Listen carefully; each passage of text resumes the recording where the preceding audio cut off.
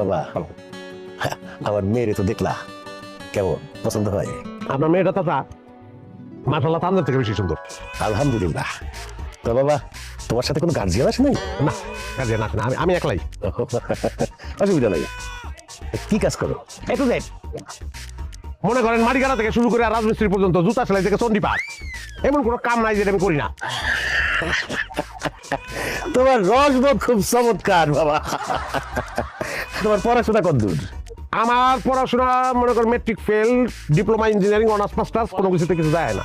তুমি অনেক মজা করো, খুব মজার মানুষ তুমি। না আমি মজা করতেছি না দাদা, সত্যি। আমি আপনার বাড়িতে মাটি কাটতে আইছি, ওই যে বাজারে জাফরের কাছে আপনি বদলা বুঝতেছেন না, যে বদলা কামলা নাই, মাটি কাটানোর লেগে আপনার লোক লাগবো।